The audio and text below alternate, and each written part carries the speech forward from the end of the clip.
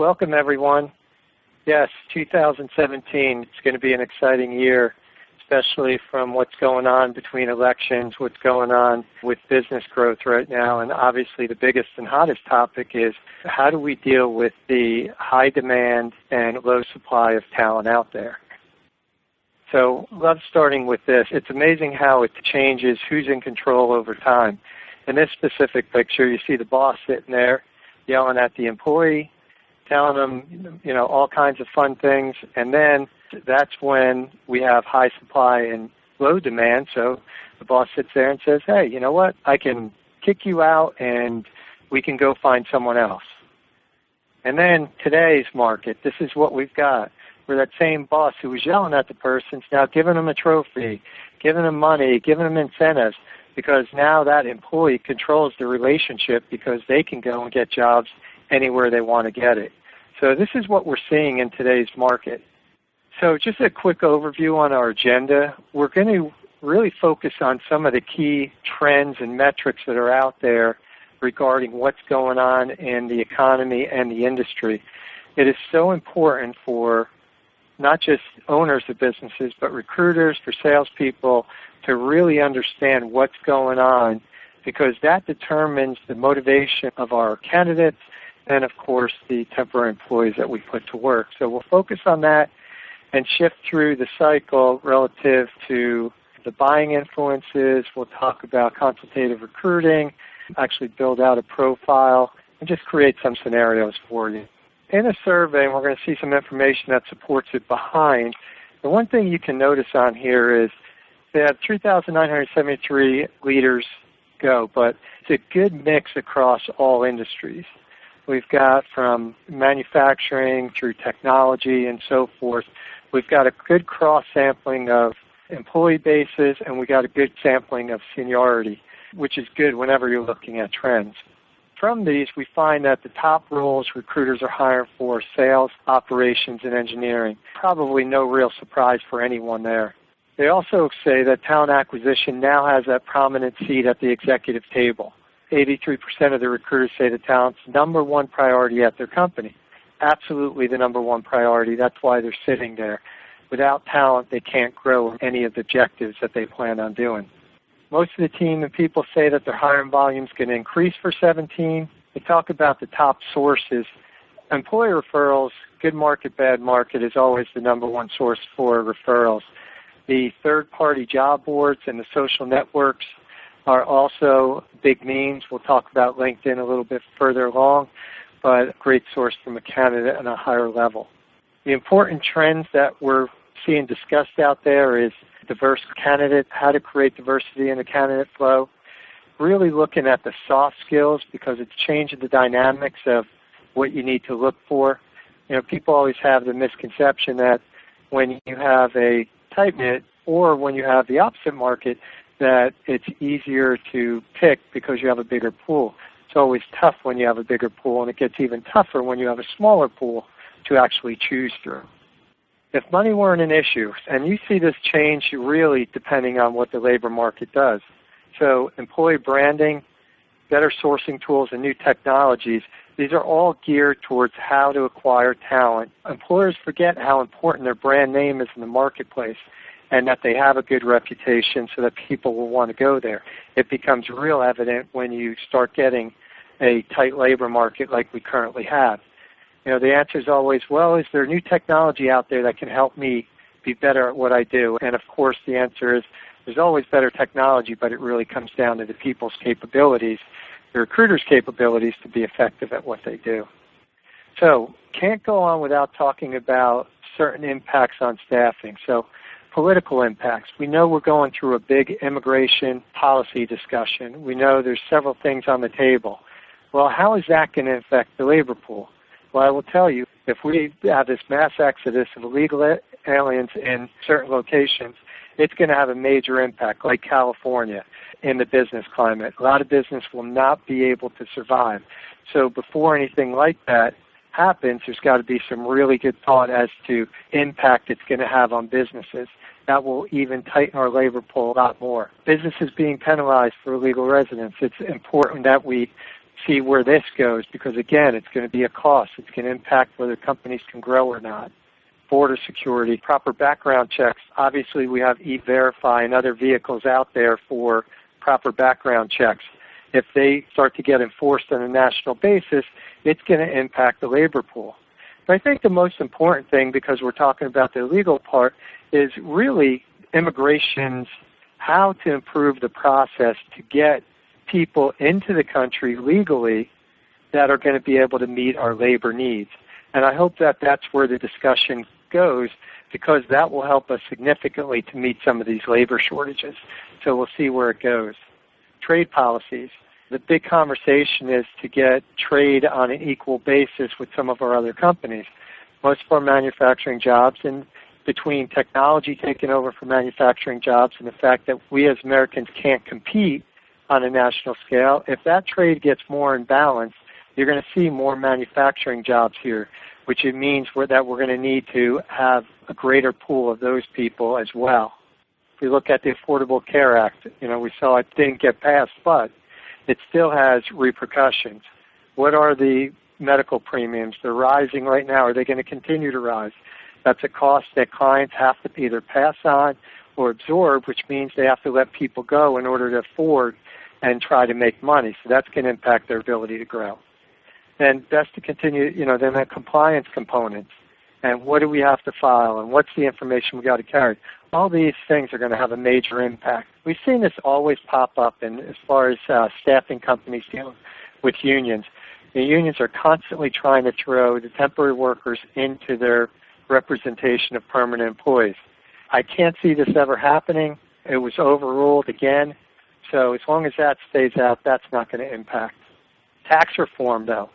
With the reduction, if we are able to get corporate tax rate cuts, businesses will pump more money into the economy, which will mean that there will be a greater need than we currently have for new jobs.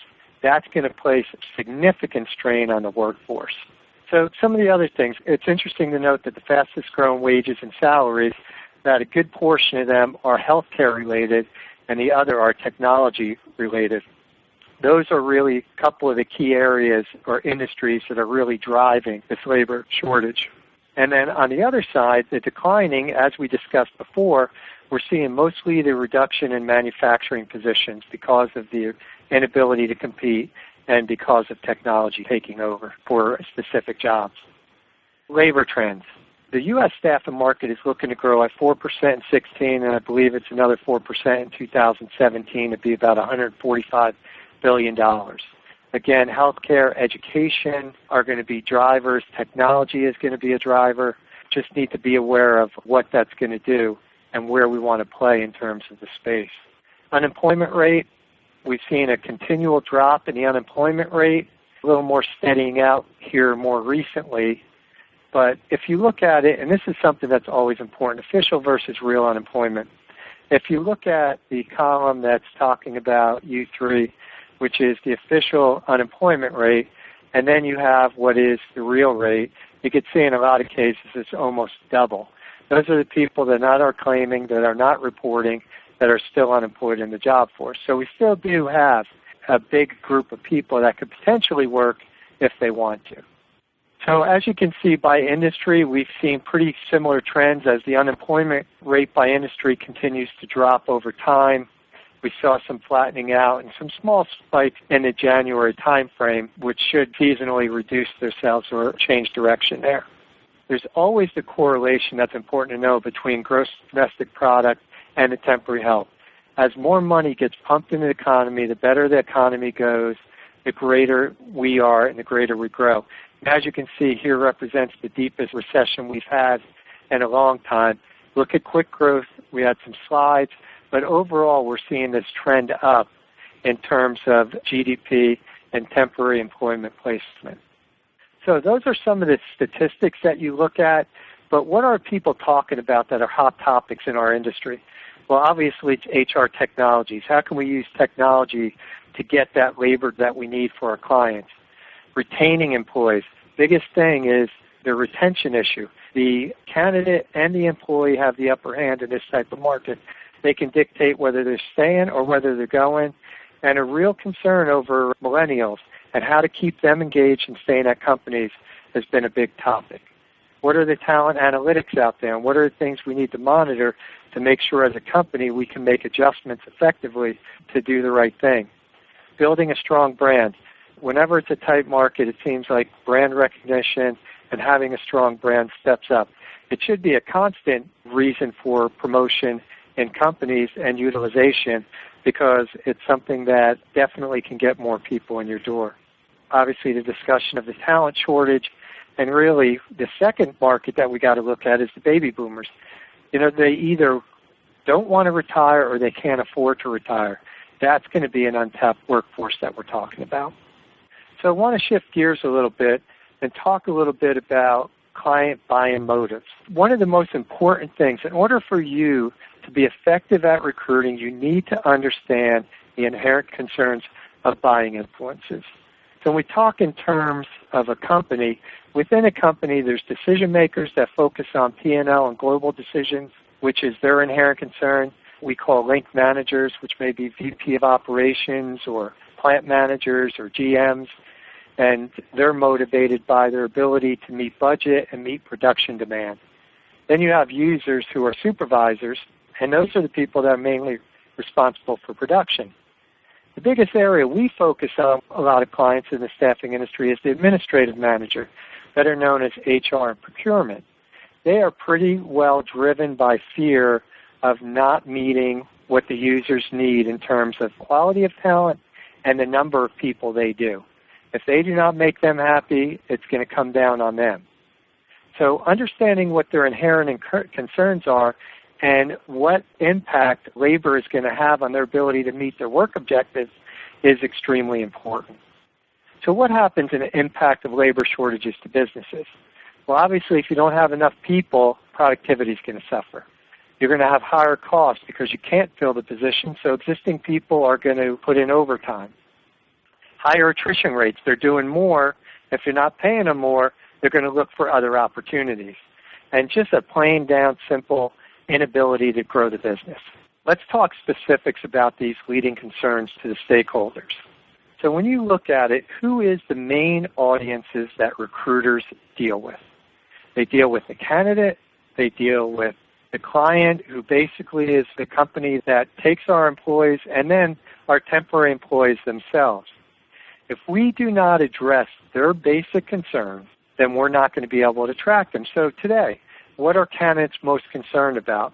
Obviously, pay is concerning, but benefits. We're seeing a lot more about more time off and what are the other benefits, like do you have a bar, do you have happy hours, do you do different things. Then they're looking at the environment they work in. They want to make sure it's fun and that it's going to meet what their lifestyle is. Then they look at career advancement. What's the opportunity for growth and upward mobility? And then obviously the location comes into place. From a client perspective, they have to be very concerned about paying what the market bears. And this is where recruiters can really help them out so that they understand what are the pay and benefits that competitors of theirs are paying out there so that they can match them to be able to grab the right talent. The second thing is the performance of the people. They want to make sure that they're paying them well, that they better get the performance out of them. And then they're very concerned about just getting the people. And then also how to promote and fix their environment to make it more attractive. And then what kind of incentives and recognition? In the first slide, we saw giving a trophy to the employee. Well, if that trophy is stuffed with money, the employee's going to say, maybe I'll stay around and we'll be here a little bit more. And then the last for the client is the career advancement. How do I create new opportunities for these employees to continue to want to stay and grow and be motivated to move up within the corporation? Now the employees, big area. Recruiters are responsible for managing the employees while they're working at client sites. What are our employees mostly concerned about? They're concerned about pay and benefits. So if they're there for a while, we got to look at how to get them raises. We've got to talk to clients on how to make that happen. If the environment they're working in is tough, bring it to the client's attention that it's not a good environment. Create recognition opportunities, whether it's for your company or it's the client company, to recognize the work that these employees are doing. Career advancement. People burn out. It happens. It doesn't mean they're bad people. They just need to be rotated into some other assignment. Help a client understand that that's actually happening and help them to move those people into that other career advancement. And then obviously it comes into location as well. What's the solutions component of this? You know their inherent concerns. Number one is you have to understand those basic concerns. You have to understand what's causing their concerns for all of these stakeholders. You have to communicate with them consistently and timely on why and how their opportunity will address these key issues. You have to make sure that it's in line with those concerns. Then you have to educate them, you have to consult them, and you have to problem solve. And it's not just with the client, it's with the employee and the candidate. This will help you get more candidates accepting your assignments, getting clients to stay with you, and more clients to come on, and they will respect you, and you'll have a seat at the strategy table. And for your existing employees, making sure that they're happy and satisfied where they work. So, interacting with a candidate, what's the response? What's the scenario? You need to reach out to a candidate who has applied. So you guys know as well as I do, passive recruiting is a big thing now. And you have to go out and reach these candidates. They're not all flowing through like they were before. It's a market-driven situation. So how do we capture them? We have to reach out to them. Make sure you draft a simple message about their concerns. Let them know that you understand their pains and that you take that into consideration when you offer them jobs. Bring these items into their perspective so they have a good understanding that you truly understand what they're looking for and you are the best possible person to match them up with the right client. Identify that number one concern and make sure you address it. If you can't, that candidate's going to move on to another company that actually does it for them.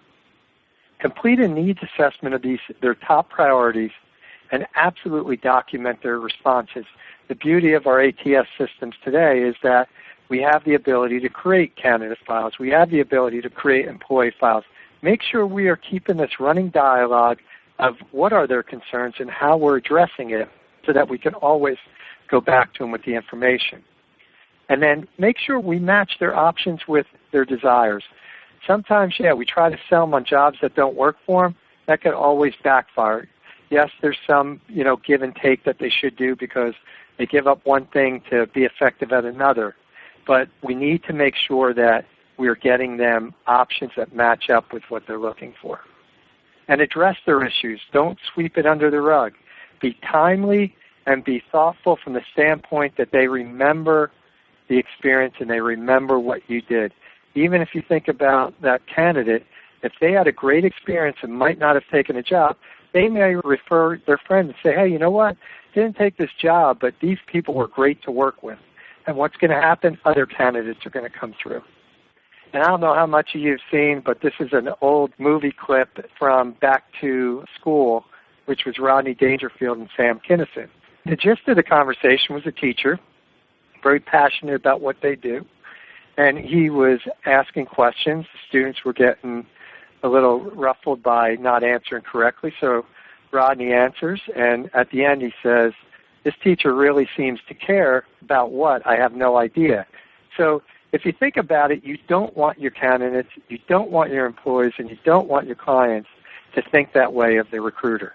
The recruiter has to not only be passionate about what they do, but they know what they're talking about, and they are a true valued resource to help these people meet their labor shortage demands. So, interacting with a client. Same situation, you have to conduct a needs assessment for the client. You got to understand the impact of them not having the right people and what attrition is going to do to their business. I mean, just off the top of our heads, if they don't have people to perform the task, their clients aren't going to be happy. They're going to lose business. They're going to lose money, and they're going to have the inability to meet the job responsibilities. That's not going to help them. We need to make sure that we are managing that, we are helping them, and we'll talk about the education piece. It forces other people to work overtime. We talked about that before. Or they burn out, and that all attributes to attrition. You have to ensure you're educating clients on the supply and demand needs. One thing your recruiters need to remember is they are absolutely experts. No one in that client's company deals with the amount of people and placements that your recruiters do. Therefore, it makes you an expert on what's going on in the market with respect of the people that you place and that they need. You can give them information about what people are paying for jobs. What's that market demand? How long is it going to take? Let them know that if they truly aren't going after that top third quality of people in the candidate pool, and we know it's a funnel. You got your top third that are your top quality, you got your average people, and then you got your people that are just jumping from job to job and are not really the ones you want to work with. To grab that top third, you got to make sure you understand what they're making, what are the benefits they're driving, and make sure that you're educating your clients that this is what they're going to have to pay to compete.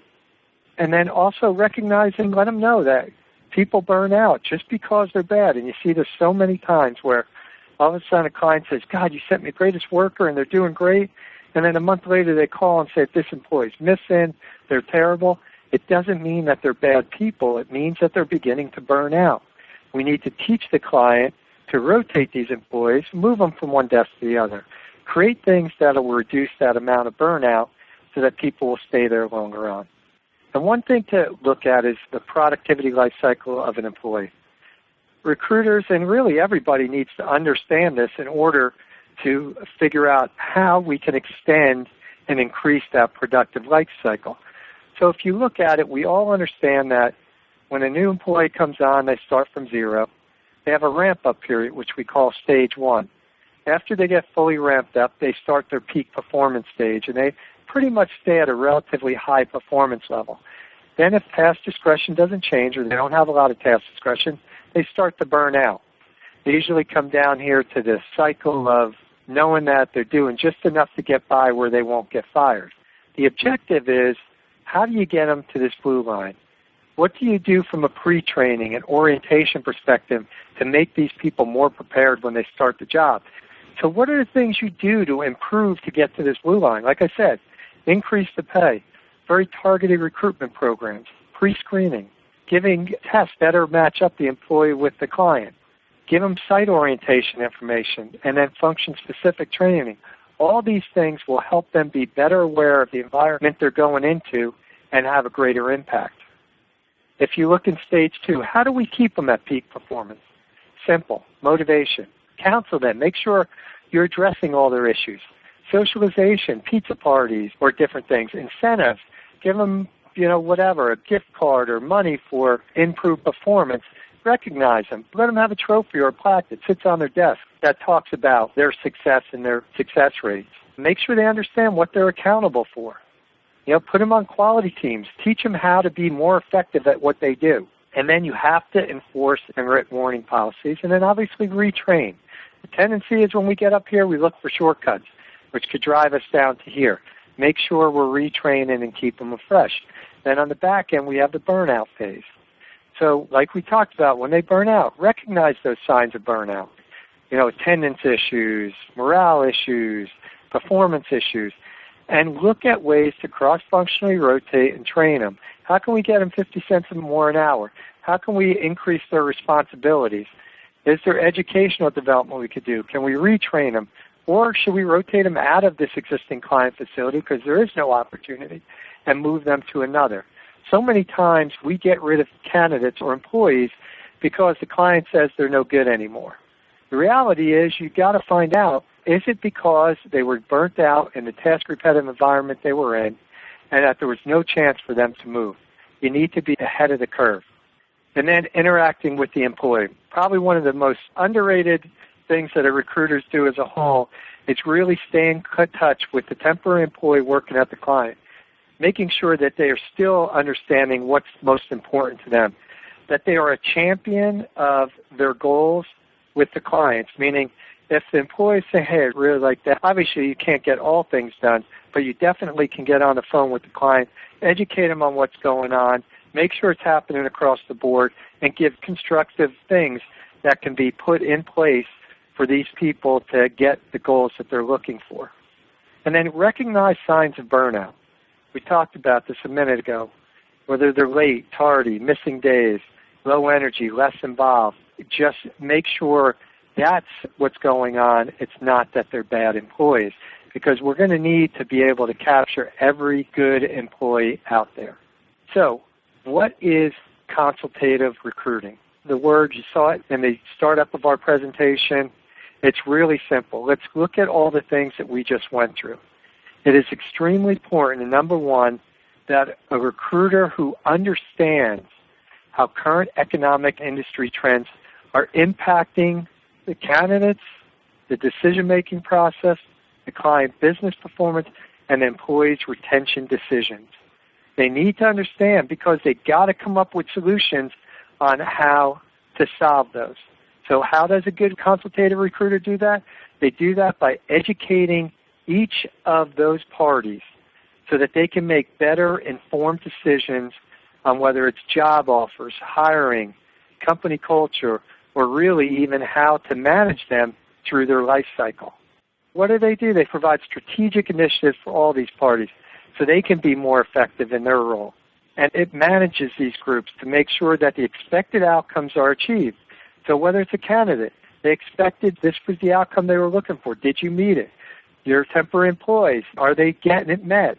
Your clients, is it meeting their performance goals? Is it getting them their projects done? Is it helping them grow their business?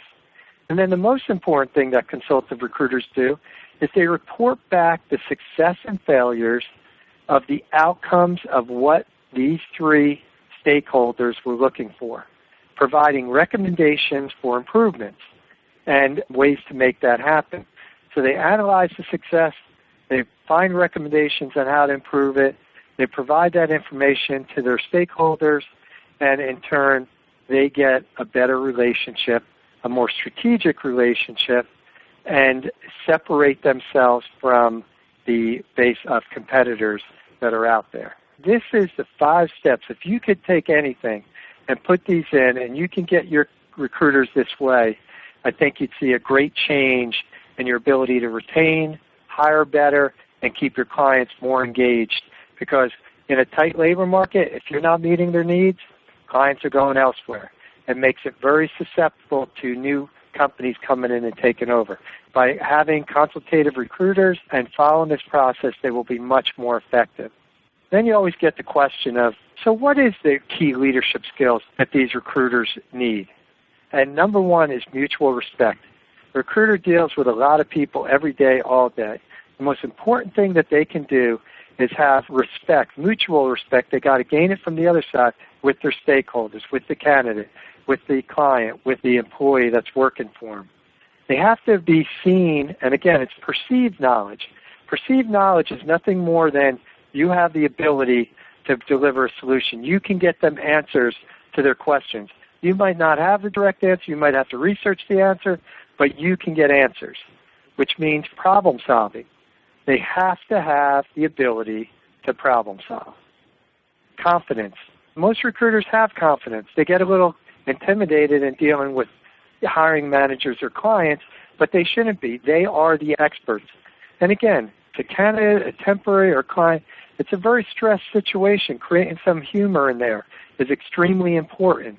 Being a good listener, really, really important. You got to know what they're saying so you can address it properly. And then be empathetic. Sometimes we're like, oh, God, are we going to hear this again? The reality is, yeah, you're going to hear it again and again and again. But remember, every person you talk to is another individual that has no understanding of what you gone through or anything else. They expect you to be fresh, energetic for each call that they put in. Easily accessible. If you're hard to get a hold of, people are going to go elsewhere to companies that are more accessible. Enforcer. You got to be consistent. You have to enforce policy. You have to enforce behaviors. You have to enforce response. And yes, you have to praise. Praise your clients for the initiatives they took and the results they're getting. Praise your candidates for taking jobs and for asking good questions and wanting to be part of it. Praise your employees for bringing ideas and really wanting to help that client be successful and wanting to move forward by giving them the things that they need to do. And recruiting managers need to give the recruiters accountability and responsibility for meeting the needs of candidates, employees, and clients. It is so important that we don't strap our recruiters from doing their job effectively. They can do a better job if they've been giving accountabilities to make that happen. I think we're going to move to questions. Yes, Joe, that actually must resonate with several individuals. We got several folks ask the question around, I've got a lot of seasoned recruiters. They do a great job, but they're really not as consultative as they need to be. How can I train? How do I coach those veteran recruiters? It's hard to teach an old dog new tricks. How do I coach them and train them to be much more consultative, with clients and candidates? Well, one, we got to remember that whenever you have these recruiters or you're going to change a behavior, it's going to take you 12, 13 weeks in order to be able to change that behavior. That means that you have to focus on reinforcement and motivation. And reinforcement could be motivating. It could be penalties for not complying. But it's important, the consistency of reinforcing the change. What we're talking about here to be more consultative is nothing more than a problem-solving approach to taking on your job. So it's simply about how to be effective at problem solving. Take a look at the questions that we talked about in regard to the leadership skills. Do they have it? Are they utilizing those effectively? Those are things that are important. And then obviously companies like Velocity, our ability to provide you that information and training is also there. Absolutely. And one thing you and I always preach on is bringing them in as being a part of the process to help either develop the systems and develop the processes, which leads to another question that somebody had just sent in. How do I develop these processes and programs to really coach and train my individuals to understand those concerns of candidates, employees, and clients? Good question. And again, it's all about understanding their buying motives. That's what it is. You think about anything you do. And I always use an analogy of playing basketball one-on-one for anyone that understands the analogy. Whenever you're doing something or you're playing anybody in anything, the more you know about that, the more you're going to be able to counter what they're doing to be effective against them. It's no different in this process. You need to know, what is this labor impact? What impact is it going to have on their job, what they're accountable for? So it's asking the questions, understanding what these people are accountable for, and making sure that you are correctly identifying it and that you understand things that you can do to make it better. And again, it's really the reinforcement of it and looking out there for good training materials and good trainers that can help you through this process. Great. This was a question that came in a little earlier in the presentation when we were talking around data. What are the specific data points that business owners, managers should be tracking and monitoring around talent acquisition and talent monitoring? When you talk about managing the talent, the biggest sign of whether you're successful or not is the retention ability. How well have you been able to retain? So a simple measurement in terms of that would be retention. Make sure you're managing it, make sure you're making adjustments and finding out the reasons why it's happening if you're having large degrees of attrition. And then on the candidate side, it's all about not getting 10,000 resumes, but out of those 10,000 resumes, how are you effectively getting them through the pipeline? And are you getting good numbers of candidates? And are you not missing those candidates? So things like how many candidates applied for a job, how many candidates made it through the pre-screening, how many made it through testing, how many actually made it through a behavioral test, how many actually went to interviews, and how many of those interviews were actually hired. So it's really managing that candidate pipeline to make sure you're getting the effective numbers.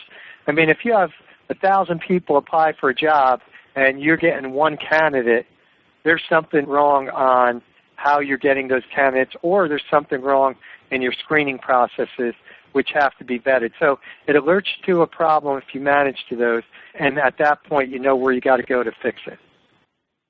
Absolutely, and then just some other pieces, cost to fill, time to fill, some of those other things on the acquisition side.